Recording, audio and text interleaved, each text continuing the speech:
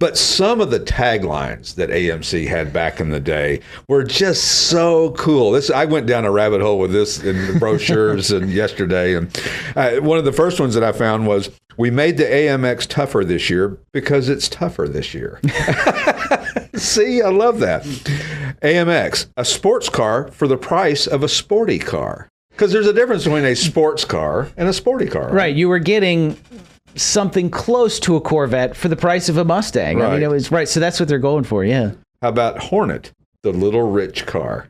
It's funny you bring that up. They, AMC, especially during that era, their whole selling point was you get more features standard that other people charge extra. I mean, air conditioning, right? Air conditioning, or even something as simple as a glove box. Like Hornet came with a glove box.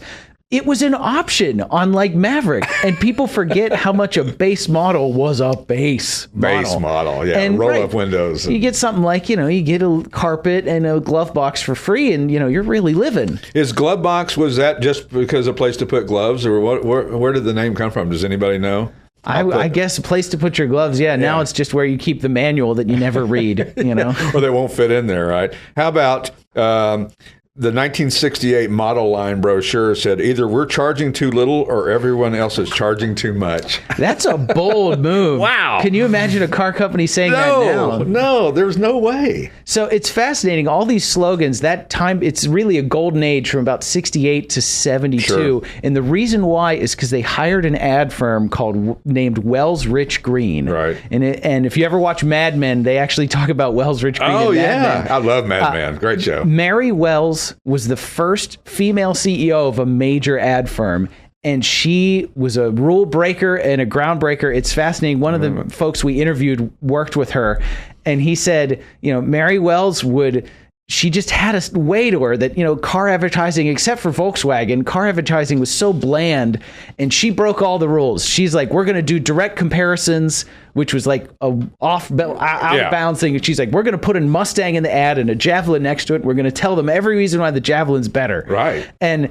Henry Ford II was so upset that he refused to attend an event that she was at because he was so mad at her that she used the Ford or whatever, making the Mustang look bad. I mean, not afraid to mention the competition is an understatement for AMC. I mean, they said the first American sports car for under $3,500 since 1957, with a Corvette and a Thunderbird next to it.